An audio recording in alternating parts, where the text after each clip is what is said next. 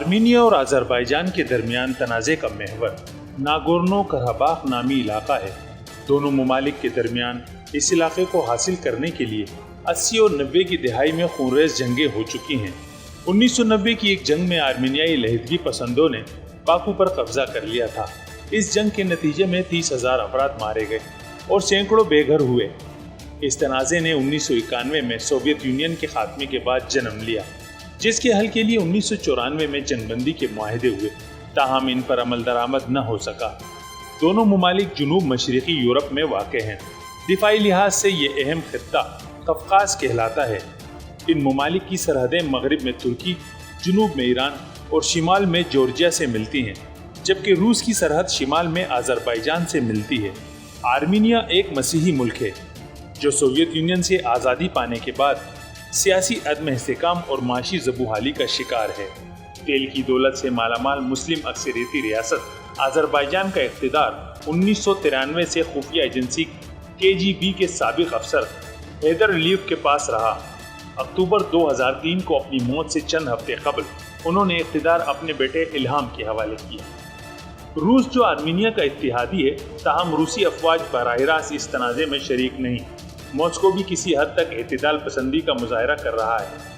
تازہ جھڑپوں کے بعد نیٹو، روس، فرانس اور ایران سمیت خطے کے دوسرے ممالک نے فوری جنگ بندی کا مطالبہ کیا ہے۔ فرانس، روس اور امریکہ سمیت کئی ممالک نے امن کی کوششوں میں دونوں حریفوں کے مابین ثالثی کی کوشش کی۔ 2010 میں اس حوالے سے آخری اہم کوشش کی گئی۔ جنوبی قفقاز کے یہ ہمسایہ ممالک متنازع علاقے ناگورنو قراباخ پر قبضے کے لیے ایک دوسرے سے کئی سالوں سے برسر پیکار ہیں۔ آرمینیا اور آذربائیجان کی فوجوں کے درمیان اکثر اس علاقے میں جھڑپوں کا سلسلہ جاری رہتا ہے، تاہم موجودہ تصادم اپریل 2016 کے بعد سب سے زیادہ ہلاکت خیز ثابت ہوا ہے، جس میں 110 افراد لقمہ اجل بنے تھے۔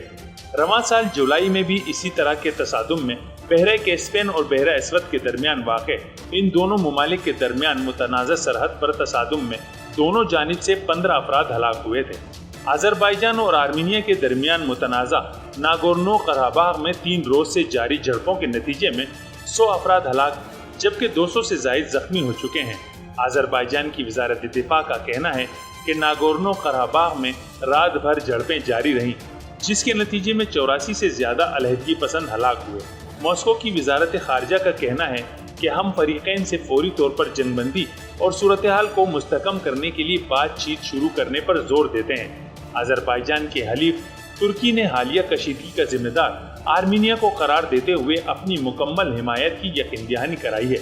ترک صدر رجب طیب اردوان کے ترجمان ابراہیم کلن نے اپنے ایک بیان میں کہا ہے کہ ہم آرمینیا کی جانب سے آذربائیجان کے خلاف حملے کی شدید مذمت کرتے ہیں۔ آرمینیا نے شہری مقامات پر حملہ کر کے جنگ بندی کی خلاف ورزی کی ہے۔